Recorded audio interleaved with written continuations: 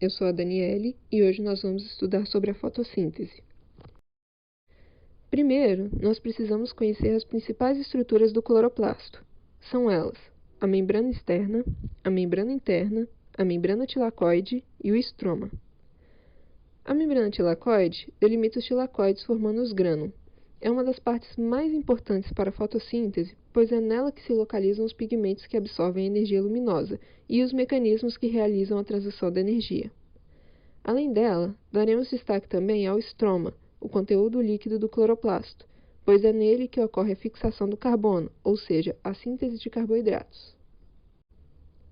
A transição da energia é o processo em que a energia luminosa é convertida em energia química na forma de ATP e NADPH.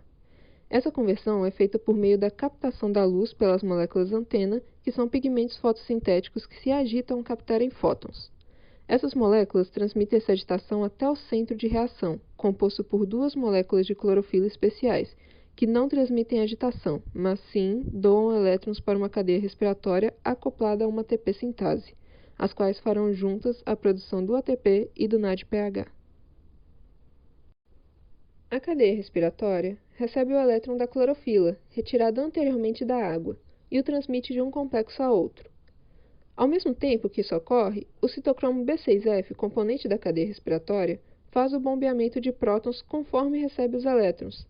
A partir disso, é formado no lume do tilacoide um gradiente de prótons, os quais vão tender a voltar para o estroma do cloroplasto, mas para isso eles terão que passar pela ATP sintase, porque a membrana do tilacoide é impermeável a prótons. Ao passarem pela ATP sintase, os prótons fornecem energia para a produção do ATP a partir de ADP e fósforo inorgânico, processo esse conhecido como fosforilação oxidativa. Por fim, os elétrons que passaram pela cadeia respiratória são entregues ao NADP+, que vira NADPH, uma coenzima muito importante na síntese de carboidratos. Após a produção do ATP e do NADPH, a planta os utiliza para sintetizar carboidratos por meio de uma enzima chamada rubisco, que converte ribulose, um composto de 5 carbonos, em 2 moléculas de fosfoglicerato, cada uma com 3 carbonos. Plantas que sintetizam inicialmente o fosfoglicerato são conhecidas como C3. Existem também algumas plantas que possuem uma enzima a mais, chamada PEP-carboxilase.